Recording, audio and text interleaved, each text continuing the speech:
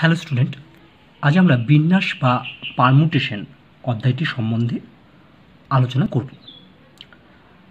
Permutation বা বিন্যাস বলতে আমরা কী বুঝি? ধরো কতগুলো বস্তু আছে, সেই বস্তুগুলি থেকে কয়েকটি বস্তু বা সবগুলো একসঙ্গে নিয়ে যতভাবে সাজানো যায় তাদের প্রত্যেকটিকেই এক একটি বিন্যাস বা পারমুটেশন বলে। ধরো তোমার এ কমা বি কমা সি তিনটি বস্তু। এবার এই তিনটে বস্তু থেকে দুটো করে বস্তু নিয়ে কত প্রকারে সাজানো যায় আমরা তা দেখব।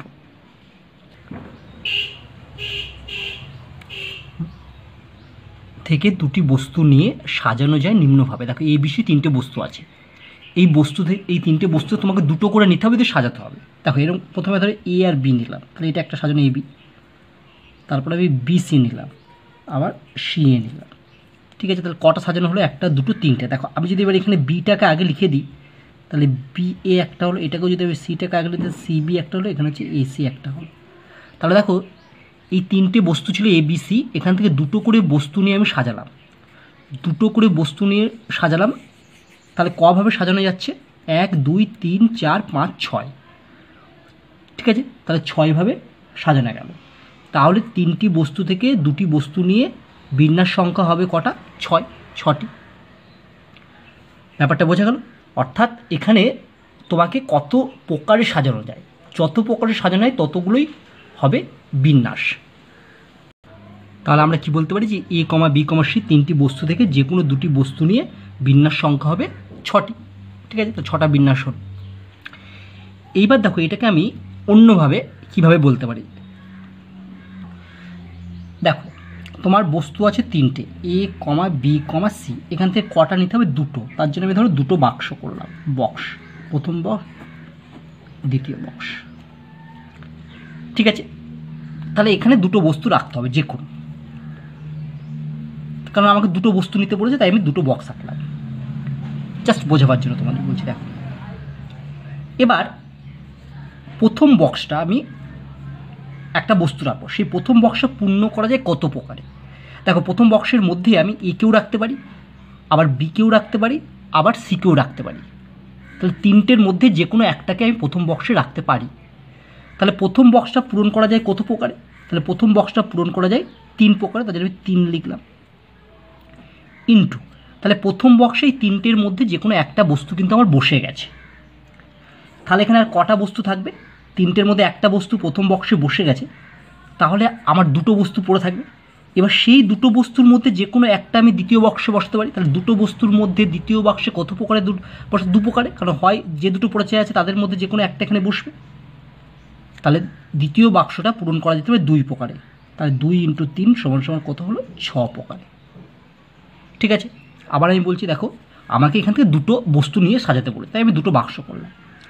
তাহলে প্রথম বাক্সটা পূর্ণ করা যেতে পারে, দেখো কারণ তিনটে বস্তুর মধ্যে আমি যে কোনো একটা নিতে পারি, তাহলে প্রথম বাক্সটা 3 প্রকারে পূর্ণ করা যেতে পারে।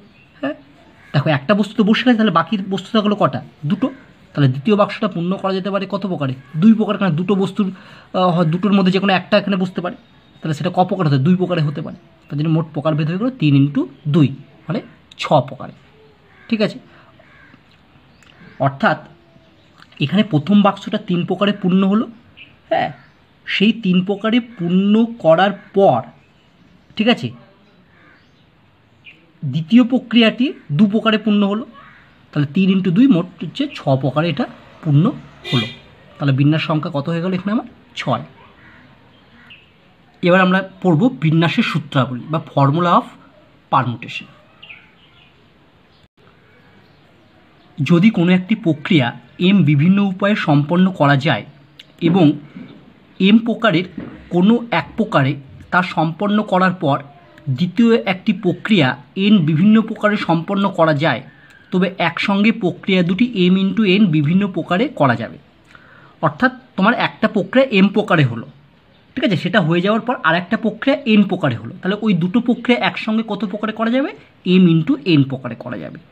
আবার দেখো যদি এরকম হয়, একটা প্রক্রিয়া ধরে m বিভিন্ন উপায়ে সম্পন্ন হলো, আবার দ্বিতীয় একটি প্রক্রিয়া n বিভিন্ন উপায়ে এবং তৃতীয় একটি প্রক্রিয়া p বিভিন্ন উপায়ে সম্পন্ন করা যায়, তবে মিলিতভাবে মানে তিনটে প্রক্রিয়া যদি মিলিতভাবে করা যায় তবে কত প্রকারে সম্পন্ন করা যায়, তবে সেই তিনটের গুণফল হবে m into n into p ইত্যাদি উপায়ে সম্পন্ন করা যাবে। চলো একটা প্রবলেম করি, তাহলে আরও ব্যাপারটা পরিষ্কার হয়ে যাবে তোমাদের কাছে। 4টি পুরস্কার 10 জন ছাত্রের মধ্যে কত রকমে দেওয়া যায় যাতে কোনো একজন ছাত্র একাধিক পুরস্কার না পায়। ঠিক আছে, 4টে পুরস্কার আছে, তোমাকে 10 জন ছাত্রের মধ্যে দিতে হবে যাতে কোনো ছাত্র একটির বেশি পুরস্কার না পায়। দেখো অ্যান্সার।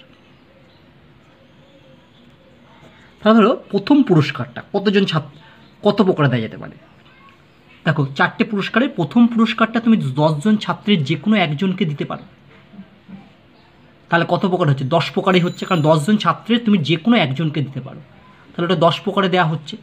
কারণ তুমি প্রথম ছাত্রটাকেও দিতে পারো, দ্বিতীয় ছাত্রটাকেও দিতে পারো, তৃতীয়টাকেও দিতে পারো, চতুর্থটাকেও দিতে পারো, এইভাবে কত টাকা 10 নম্বরটাকেও দিতে পারো।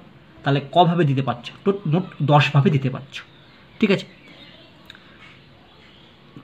এবার প্রথম পুরস্কারটা তুমি একজনকে দিয়ে দিলে, তাহলে একজন পুরস্কার পেয়ে গেল, সে আর তো পুরস্কার পেতে পারে না, কারণ বলেছে যে একাধিক পুরস্কার পাবে না কোনো ছাত্র। তাহলে দ্বিতীয় পুরস্কারটা তুমি কত প্রকার দিতে পারো। দেখো তাহলে বাকি থাকলো 9 জন, তাহলে কারণ প্রথম যে পুরস্কার পেয়ে গেল তাকে আর তুমি পুরস্কার দিতে পারবে না, তাহলে বাকি 9 জনের মধ্যে দ্বিতীয় পুরস্কারটা দিতে হবে। তাহলে দ্বিতীয় পুরস্কারটা তুমি ক প্রকারে দিতে পারো, 9 প্রকারে। ঠিক, দ্বিতীয় পুরস্কারটা কেউ পেয়ে গেল, তাহলে তৃতীয় পুরস্কারটা তুমি ক প্রকারে দিতে পারবে, 8 প্রকারে। আর চতুর্থ পুরস্কারটা ক প্রকারে দিতে পারবে, তাহলে 7 প্রকারে। ঠিক আছে, প্রথম পুরস্কারটি 10 জন ছাত্রের যে কোনো একজনকে দেওয়া যেতে পারে, তাহলে প্রথম পুরস্কারটা 10 প্রকারে যে দেওয়া যেতে পারে। এখন এই 10 প্রকারের প্রত্যেকটি প্রকারের জন্য, অর্থাৎ ধরো প্রথম পুরস্কারটা তুমি প্রথম ছাত্রকে দিয়েছো, তাহলে প্রথম ছাত্রকে দিলে, তাহলে প্রথম ছাত্রকে দিয়ে দিলে আর দ্বিতীয় পুরস্কারটা বাকি 9 জন ছাত্রর মধ্যে দেবে, সে প্রথম ছাত্রটা বাদ চলে যাবে।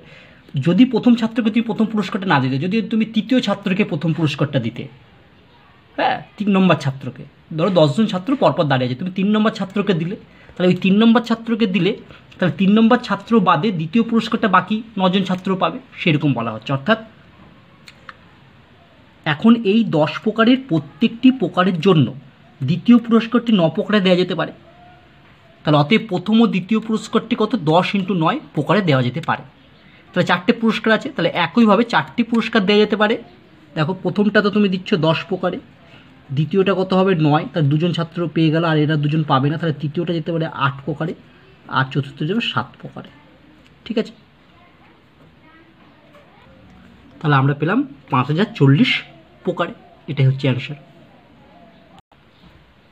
এবার আমরা জানবো n সংখ্যক বিভিন্ন বস্তু থেকে 8 সংখ্যক বস্তু একযোগে নিয়ে বিন্যাস সংখ্যা। n সংখ্যক বস্তু আছে, সেখান থেকে আমি 8 সংখ্যক বস্তু একযোগে নিয়ে বিন্যাস সংখ্যা কত হবে, যেখানে 8টা কিন্তু n এর সমান বা n এর থেকে ছোট। To find the number of permutations of n different things taken r numbers of things at a times. দেখো n সংখ্যক বস্তু আছে, সেখান থেকে 8 সংখ্যক বস্তু নিতে হবে। যেমন ধরো 10টা বস্তু আছে, সেখান থেকে 5টা বস্তু নেবো, সেরকম। ঠিক আছে, তাহলে প্রথম n সংখ্যক বস্তু থেকে প্রথম বস্তুটা কত প্রকারে যেতে হবে।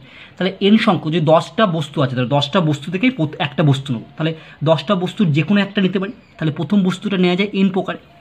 তাহলে n সংখ্যক বস্তু আছে, n সংখ্যক বস্তুর থেকে আমি 8 সংখ্যক বস্তু নেবো, তাহলে n সংখ্যক বস্তুর থেকে প্রথম বস্তুটা কত প্রকারে নিতে পারি, প্রথম বস্তুটা n প্রকারে নিতে পারি। ইন্টু তাহলে দ্বিতীয় বস্তুটা একটা তো চলে এলো, তাহলে দ্বিতীয় আর n সংখ্যক বস্তু ছিল, তাহলে একটা আমি নিয়েছি, প্রথমটা আমি n প্রকারে নিয়েছি, তাহলে দ্বিতীয়টা কত প্রকারে নিতে পারি n-1, কারণ n-1টা বস্তু পড়ে আছে, তাহলে দ্বিতীয়টা নিতে পারি n-1 প্রকারে, তৃতীয়টা নিতে পারি n-2 প্রকারে। ঠিক আছে, এরকম করে করে করতে করতে কত নম্বর বস্তু অবধি নিতে হবে 8 সংখ্যক। দেখো যখন প্রথম বস্তুটা নিয়েছি n, দ্বিতীয় বস্তুটা নিয়েছি তখন n-1, তৃতীয় বস্তুটা নিয়েছি তখন হচ্ছে n-2, তাহলে আমি যখন 8 নাম্বার বস্তুটা নেব, ঠিক আছে, তখন কী হবে n-, দেখো তৃতীয়টা নিয়েছি 3 নম্বর বস্তু, তাহলে এখানে -2, ঠিক আছে, তাহলে এখানে 8 নম্বর বস্তুটা এখানে কত হবে, তাহলে r-1। ঠিক আছে, তাহলে এটাকে আমি এরকম লিখতে, প্রথমগুলো যা আছে তাই শেষেরটাকে মাইনাস দিয়ে গুণলে n-r +1। এবার আমরা জানবো নোট একটা পড়ব। দেখো ফ্যাক্টোরিয়াল এন আমরা কেমন লিখবো? ফ্যাক্টোরিয়াল এনকে আমি এরকমও লিখতে পারি, এন লিখে এরকম চিহ্ন, অথবা আমরা লিখতে পারি এইরকম। আমরা সাধারণত বেশিরভাগ ক্ষেত্রে দ্বিতীয়টা ইউজ করব, ঠিক আছে? প্রশ্নপত্রে দেখবে প্রথমটাই থাকে, ঠিক আছে? দ্বিতীয়টা লেখা একটু সুবিধা, তার জন্য আমরা দ্বিতীয়টা ইউজ করব। ফ্যাক্টোরিয়াল এন এটার মানে কি? ধরো তোমাকে ফ্যাক্টোরিয়াল 5 বার করতে বললো। ফ্যাক্টোরিয়াল 5 মানে কি হবে? 5 থেকে শুরু হবে 5, তারপরে হবে 4 ইন্টু, আবার কমতে কমতে যাবে 3 ইন্টু 2 ইন্টু 1, ঠিক আছে? তাহলে এগুলো সব গুণ করলে যত হবে সেটাই, তুমি গুণ করো, দেখো কত হয়, দেখবে 120, ঠিক আছে? তাহলে ফ্যাক্টোরিয়াল 5 মানে হচ্ছে 120।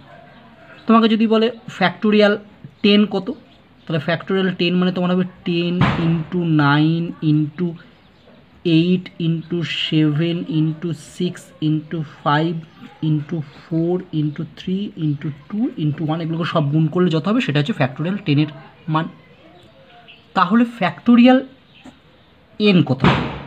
ফ্যাক্টোরিয়াল এন মানে এন থেকে শুরু হবে, N into N minus 1 into N minus 2 into N minus 3, এরকম করে কমতে কমতে যেতে যেতে নিশ্চয়ই এক সময় 5 হবে, তারপরে 4 হবে, তারপরে 3 হবে, তারপরে 2 হবে, তারপরে 1 হবে, সবগুলোর গুণফল, ঠিক আছে? ফ্যাক্টোরিয়াল এন মানে এটা। এবার আমরা জানো ফ্যাক্টোরিয়াল 0। ফ্যাক্টোরিয়াল 0 এর মান সবসময় জেনে রাখবে 1, ঠিক আছে? ফ্যাক্টোরিয়াল 0-র মান হচ্ছে অলওয়েজ 1। এটা আমরা পরে প্রমাণ করে দেখাবো কীভাবে 1 হচ্ছে ফ্যাক্টোরিয়াল 0-র মান। আচ্ছা, এবার দেখো আমি ফ্যাক্টোরিয়াল 12-কে ভাঙছি। তাহলে কী লেখা যায়? একে 12 ইন্টু 11 ইন্টু 10, আমার মনে হলো তারপর লিখবো না, 10 এখানে কত হবে 9, ফ্যাক্টোরিয়াল লাইনে থেমে গেলাম। তাহলে তুমি একটা ফ্যাক্টোরিয়াল লিখতে, ফ্যাক্টোরিয়াল ভাঙতে ভাঙতে যেতে তুমি যে কোনো জায়গায় থামতে পারো, যেখানে থামবে সেখানে ফ্যাক্টোরিয়াল দেবে। এবার দেখো 12 ইন্টু 11 ইন্টু 10, এবার যদি কেউ আবার ভাঙো 9 ইন্টু 8, তারপরে তোমার ইচ্ছা হলো না, তুমি 7-এ থামতে, ফ্যাক্টোরিয়াল 7-এ থেমে যেতে পারো। আচ্ছা, এবার ধরো তোমাকে লিখতে দিয়েছে এরকম 7 5 4 2, এটাকে ধরো আমি এরকম লিখতে পারি, ধরো এখানে লিখলাম 7, তারপরে 6 5 4 3 2 1। দেখো 7 ছিল, ঠিক আছে? 6টা ছিল না, 6 আমি জোর করে এখানে লিখেছি, নিচে আমি 6 দিয়ে ভাগ করে কেটে গেলে একই থাকলো। 5 ছিল, 4 ছিল, 3 ছিল না 3, 2 ছিল, 1 লেখাও যায় না লেখাও তাই। তাহলে 7 থেকে 7 6 5 4 3 2 1 শেষ হয়, তাহলে উপরটাকে আমি লিখতে পারি কত? ফ্যাক্টোরিয়াল 7, আর নিচে 3 6 18। এবার দেখো NPR, এটা বলতে কী বোঝায়? এটা বলতে বোঝায় factorial n by factorial n minus r, ঠিক আছে? এখানে কিন্তু rটা হচ্ছে হয় n এর সমান বা n এর থেকে ছোট, ঠিক আছে? এটা হবে r এবং n এর ভ্যালুটা কিন্তু কী হবে, মানে n, r এদের মানগুলো 0 1 2 এরকম করতে করতে যাবে, ঠিক আছে? আচ্ছা, এর ভ্যালু কিন্তু কখনো নেগেটিভ হয় না, আর ইন আর এর মানটা 0 1 2 3 4 5 6 এরকম পজিটিভ হবে, যা হোক, ঠিক আছে? এটা কখনো কী হবে না, নেগেটিভ বা ফ্র্যাকশন ভগ্নাংশ আকারে হবে না। তাহলে NPR মানে হচ্ছে factorial n by factorial n minus r। এবার দেখো আমরা যদি ক্যালকুলেট করি 5p3, তার মানে আমি কী লিখতে পারি? ফ্যাক্টোরিয়াল 5 নিচে হচ্ছে 5 মাইনাস 3, এটা মানেই হয়ে গেল। দেখো উপরে এটা নিচেটা 2 হবে, উপরে ফ্যাক্টোরিয়াল 5কে আমি ভাঙছি 5 4 3, আমি আর লিখতে চাইছি না, পরে শুধু ফ্যাক্টোরিয়াল 2 লিখলাম, নিচে ফ্যাক্টোরিয়াল 2 কেটে গেল, তাহলে আমার হলো 5 4 ইন্টু 3। এখানটা একটা জিনিস খেয়াল করো, 5p3 নিচে 3 ছিল বলে দেখো 3টে ফ্যাক্টর শুরু হবে কত? 5 থেকে এর পরেরগুলো 1 কমতে কমতে 3খানা ফ্যাক্টর লিখবে। আবার দেখো আমি যদি লিখি 10c4, দেখো 10c4 মানে কি হয়? উপরে তো সি নয়, এগুলো পি পারমুটেশন, 10p4, তাহলে উপরে হবে ফ্যাক্টোরিয়াল 10 আর নিচে হবে 10 মাইনাস 4 মানে কত? বিয়োগ করে 6। এবার আমি 10টাকে কমাতে কমাতে 6 গিয়ে থামবো, 10 9 8 7 ফ্যাক্টরিয়াল 6, নিচে ফ্যাক্টরিয়াল 6, ফ্যাক্টরিয়াল 6 কেটে গেল, তাহলে আমার পড়ে থাকলো 10 ইন্টু 9 ইন্টু 8 ইন্টু 7। ঠিক আছে, তাহলে দেখো 10p4, নিচে 4 ছিল, 4টে ফ্যাক্টর হবে এবং সেটা 10 থেকে শুরু হবে, এক কমতে কমতে 4টে, 10 9 8 7। তাহলে আমি যদি এরকম করি 12c3, এই c নয় সরি p, 12p3, 12p3 3 আছে, 3টে ফ্যাক্টর 12 থেকে শুরু হবে, মানে 12 ইন্টু 11 ইন্টু 10। ঠিক আছে, এইভাবে তুমি একবারে লিখতে পারো। ঠিক আছে, অথবা এরকম ভেঙেও করতে পারো। তাহলে বলো তো কী হবে, NC5 মানে 5খানা ফ্যাক্টর হবে, n থেকে শুরু, n তারপরটা হবে n-1 n-2, 3টে হলো n-3, 4টে n-5, 5টা NP, সরি আমি সবসময় সি লিখে ফেলছি, পি মানে এগুলো সব পারমুটেশন, সি দিয়ে অন্য ফর্মুলা হবে। ঠিক আছে, সিটাকে বলা হয় কম্বিনেশন, সেটা আমরা পরে জানব। তাহলে বলো দেখি NPN, সি নয় NPN সমান সমান কত, NPN হবে ফ্যাক্টোরিয়াল n, আর নিচে হচ্ছে n মাইনাস n বিয়োগ সমান সমান হচ্ছে ফ্যাক্টোরিয়াল n বাই ফ্যাক্টোরিয়াল 0 সমান সমান হচ্ছে ফ্যাক্টোরিয়াল n, ফ্যাক্টোরিয়াল 0 মানে 1 সমান সমান ফ্যাক্টোরিয়াল n। তাহলে NPN মানে বোঝায় হচ্ছে factorial n। Next problem, prove that NPR, দেখো NPR, ঠিক আছে, এখানে তাহলে আর আছে, তাহলে আরখানা ফ্যাক্টর হবে, n থেকে শুরু হবে, তাহলে প্রথমে n, তাহলে n-1, তারপরে হবে তোমার n-2, তারপরে হবে n-3, তাহলে এরকম করতে শেষেরটা কত হবে, দেখো প্রথম ফ্যাক্টর n, দ্বিতীয় ফ্যাক্টরে আছে 1, তৃতীয় ফ্যাক্টরে 3, চতুর্থ ফ্যাক্টরে আছে 3, তাহলে 8তম ফ্যাক্টরে কোথায় থাকবে, 8তম ফ্যাক্টরে থাকবে n-r-1, মানে যততম ফ্যাক্টর তার থেকে এক কম থাকছে। দেখো এটা তৃতীয় ফ্যাক্টরগুলো 2 আছে, চতুর্থ ফ্যাক্টর মানে 1 2 3, 4 নম্বর ফ্যাক্টর মানে 3 আছে, তাহলে 8তম ফ্যাক্টর মানে r-1 থাকবে। এটা মানে হচ্ছে n into n-1 into n-2 into n-3 dot dot dot n-r গুণ করলে হবে +1। এটা আমরা প্রমাণ করব। দেখো প্রুফ, NPR এটা ডেফিনেশন মানে সংজ্ঞানে যে আমরা জানি কি factorial n by factorial n-r। এবার দেখো আমি উপরটাকে ভাঙছি, n তারপরে হবে n-1, তারপরে হবে n-2, তারপরে হবে n-3, এরকম করে যাচ্ছি, যেতে যেতে যেতে যেতে ধরো এরকম একটা আসবে n-r+1 একটা আসবে। ঠিক আছে, তারপরটা কত হবে, এর থেকে এক কম, সেখানে আমি থামতে চাইছি, এখান থেকে থামতে এক কম মানেই হচ্ছে এই একটা বাদ চলে শুধু হবে n-r, আমার নিচেও আছে n-r, n-rটা একটা বাদ চলে গেল, তাহলে হয়ে গেল n into n-1 n-2 n-3 dot dot dot n-r+1 proved. n into factorial n-1 এটা মানে কত, দেখো n ইন্টু ফ্যাক্টোরিয়াল n-, এটা মানে হচ্ছে ফ্যাক্টোরিয়াল n। কী করে, কারণ এটা মানে ফ্যাক্টোরিয়াল n, দেখো n তারপরটা n-1, n-1 থেমে গেছে বলে ফ্যাক্টোরিয়াল দিয়েছে। ঠিক আছে,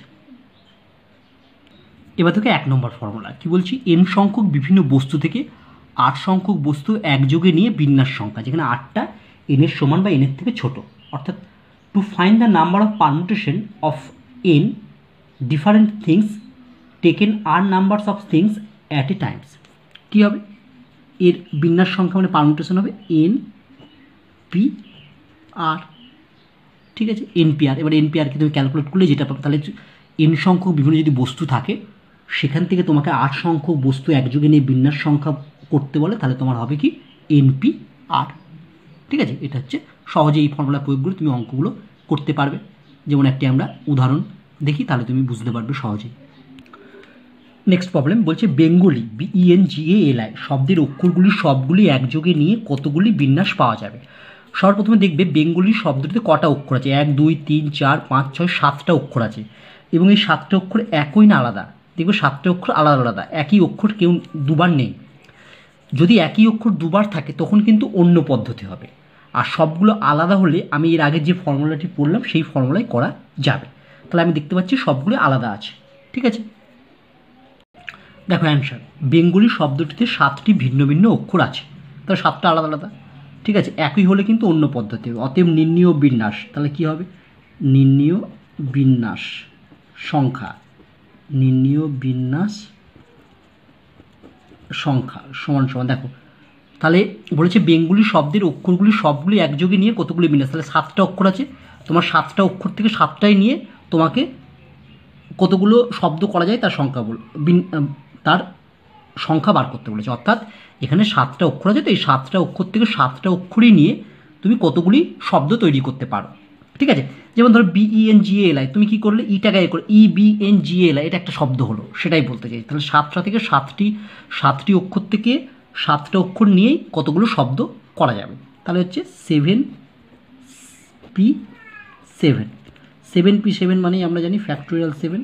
ঠিক আছে, ফ্যাক্টোরিয়াল 7 তুমি বার করবে 7 × 6 × এরকম করে বার করলে দেখবে এর মান কত পাবে, তুমি এর মান পাবে হচ্ছে 5040। নেক্সট ফর্মুলা যেটা আমরা শিখব, সবগুলি বিভিন্ন নয় এমন n সংখ্যক বস্তুর সবগুলিকে একত্রে নিয়ে বিন্যাস সংখ্যা নির্ণয়। Two find the number of permutation of n things taken them all at a time when the things are not all different. অর্থাৎ n সংখ্যক বস্তু আছে, n সংখ্যক বস্তুর মধ্যে অনেকগুলো বস্তু একই রকম আছে। ঠিক আছে, হ্যাঁ, ধরো তোমার কাছে 10টা ফল আছে, 10টা ফলের মধ্যে কি অনেকগুলো ফল একই রকম আছে। যেমন ধরো 10টা ফলের মধ্যে 2টো আপেল আছে, 3টে লেবু আছে, 4টে পেয়ারা আছে, ঠিক আছে, আর একটা অন্য যে কোনো ফল আছে, এরকম বলছে। তাহলে তাদের বিন্যাস সংখ্যা আমরা কিভাবে নির্ণয় করব?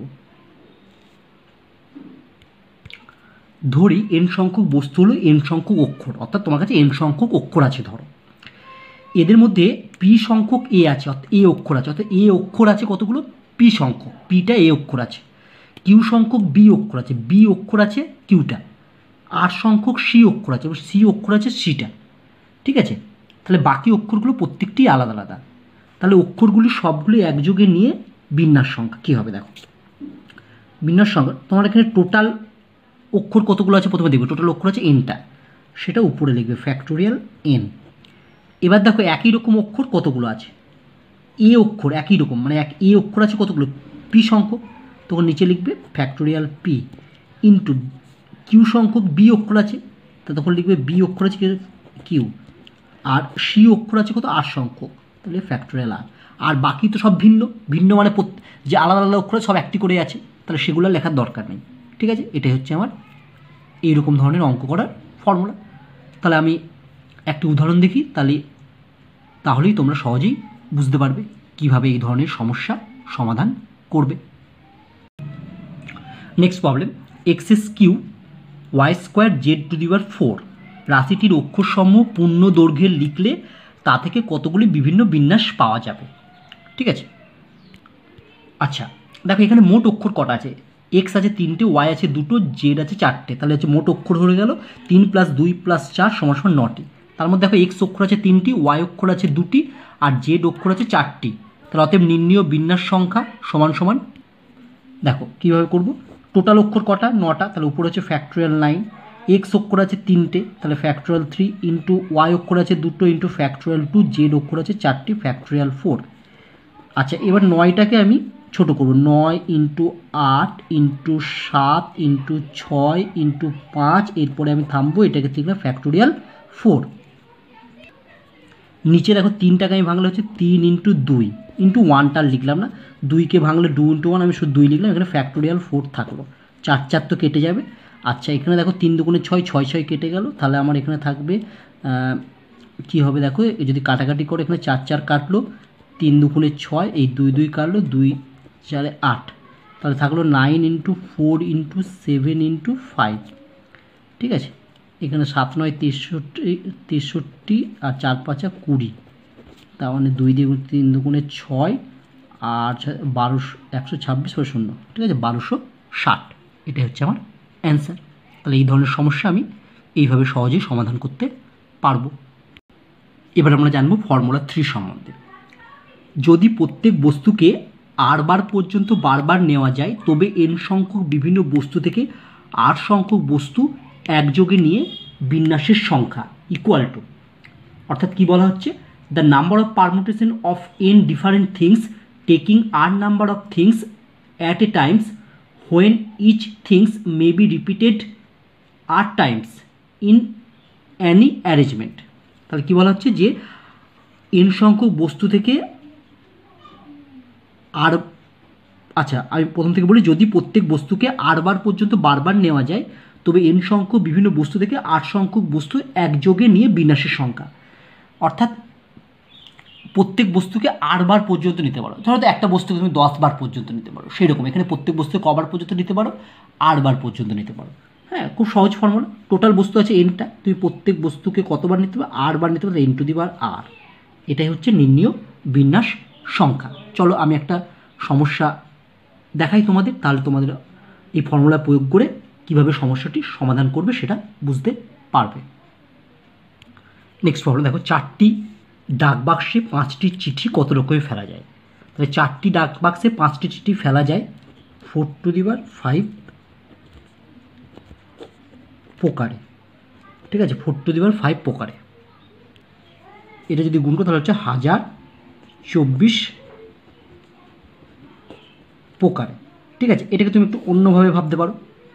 দেখো তোমার 4টি ডাক বাক্স আছে, 1টা 2টো 3টে 4টে ডাক বাক্স আছে, ঠিক আছে। তাহলে 4টে ডাক বাক্সে তোমার কটা চিঠি ফেলতে হবে, 5টা চিঠি। কীভাবে ফেলবে, প্রথম চিঠিটা নিলে তুমি প্রথম চিঠি 4টে ডাক বাক্সে যে কোনো একটাতেই ফেলতে পারো, ঠিক আছে। তাহলে প্রথম চিঠিটা ফেলে যে 4 প্রকারে। আবার দ্বিতীয় চিঠিটা নিলে দ্বিতীয় চিঠিটা তুমি 4টে ডাক বাক্সের যে কোনো একটাতে ফেলতে পারো, আগের যেটাতে ফেলেছিলে সেটাতেও ফেলতে পারো, তাহলে দ্বিতীয়টাও ফেলা যায় ক প্রকারে, 4 প্রকারে।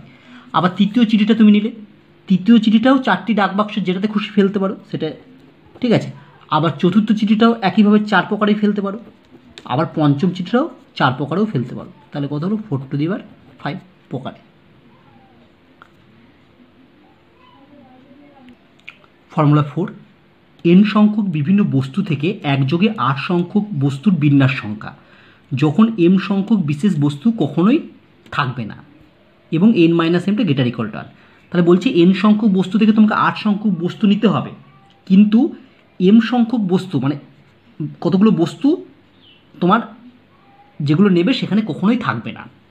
তাহলে প্রথমে m সংখ্যক বস্তু বলছে থাকবে না, তাহলে তুমি প্রথমে হচ্ছে n থেকে ওই mটা বাদ দাও, যে বস্তুগুলো থাকবে না মানে যে বস্তুগুলো তুমি নিতে পারবে না বলছে।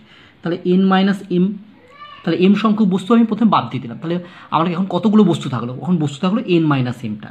এবার n মাইনাস m থেকে যদি r সংখ্যক বস্তু আমি নিই তাহলে ওই m সংখ্যক বস্তু আর কখনোই আসবে না। তাহলে n minus m p r, ঠিক আছে। তোমাকে বলেছে n সংখ্যক বস্তু থেকে r সংখ্যক বস্তু নিতে হবে। এবার বলছে যেখানে m সংখ্যক কতগুলো নির্দিষ্ট বস্তু আছে সেগুলো তুমি নেওয়া যাবে না। তা যে বস্তুগুলো নেওয়া যাবে না বলছে সেই বস্তুগুলো প্রথমে বাদ দিয়ে দাও। তাহলে n সংখ্যক বস্তু সেখানে m সংখ্যক বস্তু বাদ দিলাম। এবার যে বাদ দিয়ে যে বস্তুগুলো থাকলো সেখান থেকে আমি r সংখ্যক বস্তু নিলাম। তাহলে এটাই হবে আমার বিন্যাস সংখ্যা, ঠিক আছে। চলো একটি এক্সাম্পল দেখি, ঠিক আছে। আমরা উদাহরণ দেখার আগে ফর্মুলা 5 পড়ে নিই, তারপরে ফর্মুলা 4 এবং 5 দুটো সূত্র লাগিয়ে কীভাবে অঙ্ক করতে হয় তা দেখব। বলছে n সংখ্যক বিভিন্ন বস্তু থেকে একযোগে r সংখ্যক বস্তুর বিন্যাস সংখ্যা যখন m সংখ্যক বিশেষ বস্তু আগে থেকেই নির্দিষ্ট স্থানে থাকবে। মানে বলে দিল যে n সংখ্যক বস্তু থেকে r সংখ্যক তোমাকে বস্তু নিতে হবে, কিন্তু ওই r সংখ্যক বস্তুর মধ্যে m সংখ্যক বস্তু নির্দিষ্ট মানে m সংখ্যক বস্তুকে অবশ্যই আসতে হবে, ঠিক আছে। তার ফর্মুলা হবে r p m। তাহলে r সংখ্যক তুমি যে r সংখ্যক বস্তু নেবে সেই r সংখ্যক বস্তুর মধ্যে প্রথমে হচ্ছে m সংখ্যক বস্তুকে অবশ্যই থাকতেই হবে, সেটা বলে দিয়েছে। তাহলে r সংখ্যা থেকে m সংখ্যক নিয়ে যে r p m উপায়। এবার তাহলে বাকি তুমি m সংখ্যক বস্তু নিলে বাকি বস্তু কত পড়ে থাকলো, n ছিল n মাইনাস m p। তাহলে r সংখ্যক বস্তুর মধ্যে তুমি m সংখ্যক বস্তু নিয়ে নিলে তাহলে বাকি আর কটা বস্তু নিতে হবে, r মাইনাস mটা, ঠিক আছে। চলো এবার আমরা উদাহরণ দেখি। বলছে 12টি বিভিন্ন বস্তু থেকে একযোগে 6টি করে নিয়ে বিন্যাস করলে কতগুলি বিন্যাসে 3টি নির্দিষ্ট বস্তু সর্বদাই থাকবে আর 2 নম্বর কখনোই থাকবে না। আমরা প্রথমে একেরটা অ্যান্সার করি। দেখো নির্ণয় বিন্যাস সংখ্যা আমরা একেরটা বলছে 12টা বিভিন্ন বস্তু থেকে একযোগে 6টি করে নিয়ে বিন্যাস করলে কতগুলি বিন্যাসে 3টি নির্দিষ্ট বস্তু সর্বদাই থাকবে, তাই 3টে বস্তু সর্বদাই থাকবে। তাই তুমি যে 6টা বস্তু নেবে সেই 6টা বস্তুর মধ্যে 3টে বস্তু সর্বদাই থাকবে। ঠিক আছে, তাহলে আমি প্রথমে 6টা থেকে 3টে 6p3, তাহলে 3টে বস্তু নিয়ে নিলাম। আমার মোট ছিল 12টা, তাহলে এখন থাকলো কটা? 12 - 3 মানে 9টা। তাহলে আমার তো 6টা বস্তু নেওয়ার কথা ছিল, কিন্তু আমি তো 3টে নির্দিষ্ট বস্তু আগেই নিয়েছি, তাহলে এখন নিতে হবে আর কটা? আর 3টে, মানে 6 - 3 সমান সমান হবে, দেখো এটা মানে হচ্ছে ফ্যাক্টোরিয়াল 6 বাই ফ্যাক্টোরিয়াল 6 - 3 মানে 3 ইন্টু এটা হয়ে গেল হচ্ছে 9p3, তার মানে হয়ে গেল হচ্ছে তুমি ফ্যাক্টোরিয়াল 6 বাই ফ্যাক্টোরিয়াল 3 ইন্টু এটা হবে ফ্যাক্টোরিয়াল 9 বাই ফ্যাক্টর 9 - 3 মানে 6, 6 6 কেটে গেল, তাহলে শুধু থাকলো হচ্ছে ফ্যাক্টোরিয়াল 9 বাই ফ্যাক্টোরিয়াল 3।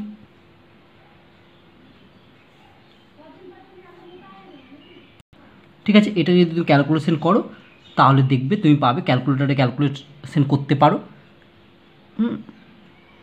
তাহলে এর মানটা পাবে দেখবে 60480, এটাই হচ্ছে অ্যান্সার। এবার আসছে আমরা 2-এর প্রবলেমটা।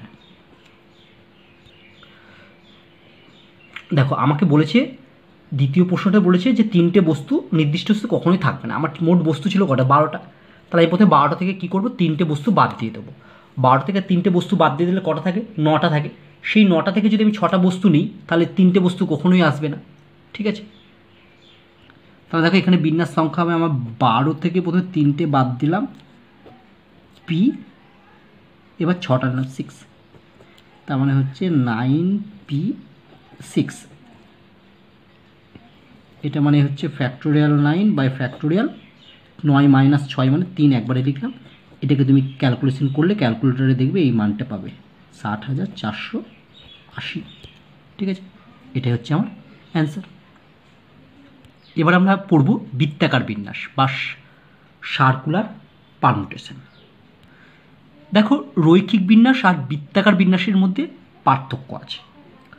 ধরো 5 জন বালক তুমি রৈখিক বিন্যাসে বসাবে। ধরো 5 জন বালক হচ্ছে এ, বি, সি, ডি আর ই। ঠিক আছে, রৈখিক বিন্যাস 5 জন বালককে একটা লাইনে বসালে, এটা রৈখিক বিন্যাস। আর বৃত্তাকার বিন্যাস এরকম, তুমি 5 জন বৃত্তাকারে বসালে এ, বি, সি, ডি, ই, এটা হচ্ছে বৃত্তাকার বিন্যাস। আর এটা হচ্ছে রৈখিক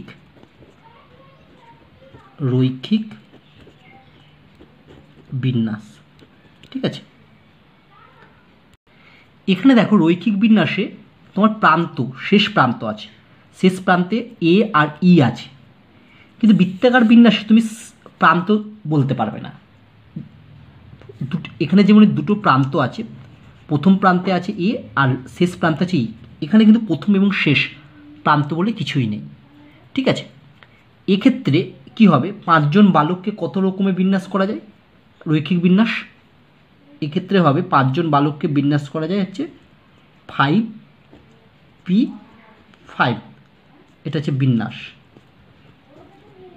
5p5 মানেই হচ্ছে ফ্যাক্টোরিয়াল 5 প্রকারে। তাহলে যদি 5 জন বালককে রৈখিক বিন্যাসে বসানো যায় তাহলে ফ্যাক্টোরিয়াল 5 প্রকারে বিন্যাস করা যায়। কিন্তু বৃত্তাকার বিন্যাসের ক্ষেত্রে কি হবে? এক্ষেত্রে বিন্যাসটা হবে, বৃত্তাকারে যদি থাকে তাহলে তো শেষ বা শুরু বলে কিছু, তুমি একজনকে স্থির, আমি ধরলাম একে হচ্ছে ফিক্সড, তাহলে একে ফিক্স, একে ঢেকে দাও, তাহলে বাকি কটা পড়ে থাকলো? বাকি পড়ে থাকলো 4 জন। ঠিক আছে, তাহলে একে ফিক্সড মানে এ একটা প্রান্ত ধরে নিলাম, বাকি 4 জন, তাহলে তখন হবে হচ্ছে মানে একে ফিক্সড, তাই বাকি থাকলো 4 জন, অর্থাৎ এটা হবে তখন, তাহলে 4 জন, 4 জনের মধ্যে বিন্যাস হচ্ছে 4p4। ঠিক আছে, অর্থাৎ বৃত্তাকার বিন্যাসে যজন থাকবে 1 কমে যাবে। ঠিক আছে, এটা মানে হচ্ছে কত?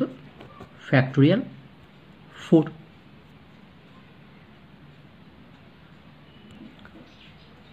এবার দেখো বলছে n সংখ্যক ফুল বা মুক্ত নিয়ে কত ভিন্ন উপায়ে মালা গাঁথা যায়। দেখো তুমি যখন ফুল নিয়ে মালা গাঁথছ, যদি ঘড়ির কাঁটার দিকে দেখো তাহলে মালাটা দেখতে একই রকম, আবার ঘড়ির কাঁটার উল্টো দিকে যদি দেখো মালাটা দেখতে একই রকম।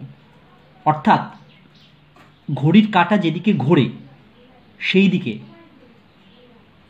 ও তার বিপরীত দিকের বিন্যাস এখানে কিন্তু একই রকম। কিন্তু আগের অঙ্কটার ক্ষেত্রে দেখো তুমি যদি ঘড়ির কাঁটার দিকে ঘোরো তার বিন্যাস, আর ঘড়ির কাঁটার উল্টো দিকে ঘোরো তার বিন্যাস দেখবে আলাদা রকম, আলাদা আলাদা। ঠিক আছে, কিন্তু এখানে মালা গাঁথার ক্ষেত্রে কি হয়, ঘড়ির কাঁটার দিকে তুমি যদি ঘোরো বিভিন্ন ফুলগুলো তো একই রকম দেখতে বা মুক্তগুলো একই রকম। ঠিক আছে, আচ্ছা, তাহলে দেখবে বিন্যাস দুটো একই রকম হয়। তাই এক্ষেত্রে কি মালা গাঁথার ক্ষেত্রে হচ্ছে নির্ণীয় বিন্যাস হবে কি তোমার, তার জন্য দুটো তো একই, তার জন্য প্রথমে হাফ ইন্টু ধরো কতগুলো ফুল নিয়ে মালা গাচ্ছে n সংখ্যক, তার মধ্যে একটাকে তো ফিক্স ধরে নিলে, তাহলে বাকি থাকলো n-1, তাহলে n-1 p n-1, এটা মানে হচ্ছে হাফ ইন্টু ফ্যাক্টোরিয়াল n-1। ঠিক আছে, চলো এবার আমরা একটি সমস্যা করি। কত ভিন্ন রকমে 7 জন বালককে বৃত্তাকারে বিন্যস্ত করা যায়। তাহলে নির্ণয় বিন্যাস কী হবে, এটা ফ্যাক্টোরিয়াল 7-1 সমান সমান হচ্ছে ফ্যাক্টোরিয়াল 6, ফ্যাক্টোরিয়াল 6-এর ভ্যালু হচ্ছে দেখবে 720, এটাই। বা এটাকে লিখতে, এটা আমরা সাথে এরকমও লিখতে পারতে, এটা না লিখে হচ্ছে 7-1 p 7-1, তার মানে তো 6p6 মানে হচ্ছে ফ্যাক্টোরিয়াল 6, এটা হচ্ছে আমার অ্যান্সার। নেক্সট প্রবলেম বলছি 6টি বিভিন্ন বর্ণের মুক্তোর সাহায্যে কত বিভিন্ন উপায়ে মালা গাঁথা যায়। তাহলে মালা গাঁথা যাবে তো হাফ ইন্টু কত হবে ফ্যাক্টোরিয়াল 6-1 এক কম, তাহলে হাফ ইন্টু ফ্যাক্টোরিয়াল 5, ফ্যাক্টোরিয়াল 5-এর ভ্যালু কত, ফ্যাক্টোরিয়াল 5 120 সমান সমান 60, এটা হচ্ছে অ্যান্সার। নেক্সট প্রবলেম এবং একটা ইম্পর্টেন্ট প্রবলেম, একটি গোল টেবিলের চারদিকে 6 জন ব্যক্তিকে কত বিভিন্ন রকমে বসানো যায়। ঠিক আছে, দেখো গোল টেবিলের চারদিকে বসছে, তারা বৃত্তাকারে বসছে, কিন্তু কার সাপেক্ষে বসছে, তোমাকে হচ্ছে টেবিলের চারদিকে, টেবিলের সাপেক্ষে বসছে। তাই এখানে কিন্তু বৃত্তাকার বিন্যাস বিবেচ্য হবে না, এখানে কিন্তু রৈখিক বিন্যাস বিবেচ্য হবে। কেন, কারণ 6 জন ব্যক্তি টেবিলের সাপেক্ষে বিন্যস্ত করতে হবে, কারণ এখানে বলছে যে গোল টেবিলের চারদিকে তোমাকে বসাতে হবে, তাহলে টেবিলের সাপেক্ষে তাদের বসাতে হবে। তাই যখন কোনো টেবিলের সাপেক্ষে বসবে তখন কিন্তু তোমাকে রৈখিক বিন্যাসই বিবেচ্য হবে। ঠিক আছে, এটা মনে রাখবে। এক্ষেত্রে 5 জন ব্যক্তিকে টেবিলের সাপেক্ষে বিন্যস্ত করতে হবে, তাদের পরস্পরের সাপেক্ষে নয়, সুতরাং এখানে রৈখিক বিন্যাস বিবেচ্য, অতএব নির্ণীয় বিন্যাস সংখ্যা তাহলে 5p5 এটা লিখতে পারো। এটা মানেই কি, এটা মানে শুধু ফ্যাক্টোরিয়াল 5, এটা না লিখে তুমি শুধু ফ্যাক্টোরিয়াল 5ও লিখতে পারো। আচ্ছা, এখানে বলেছে 6 জন বলেছিল না, 6 জন ব্যক্তিকে, তাহলে হচ্ছে 6 হবে, 6p6 মানে সব কটাকেই নিতে হবে, টেবিলের সাপেক্ষে বলেছি, কিন্তু আগেরগুলো থেকে আমি 1 কমিয়েছি, তার মানে এটা হবে ফ্যাক্টোরিয়াল 6, ফ্যাক্টোরিয়াল 6 মানে কত, ফ্যাক্টোরিয়াল 6 মানে হবে 720। ঠিক আছে, এটাই হচ্ছে আমাদের অ্যান্সার। ঠিক আছে, তাহলে আশা করি আজকের বিষয়টি তোমরা ভালোভাবে বুঝতে পারলে।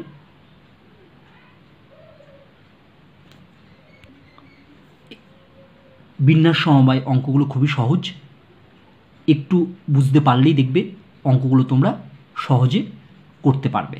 তাহলে আজকে এই পর্যন্তই থাকলো, নেক্সট ক্লাসে আমরা আরও অন্যান্য ধরনের সমস্যা নিয়ে আলোচনা করব।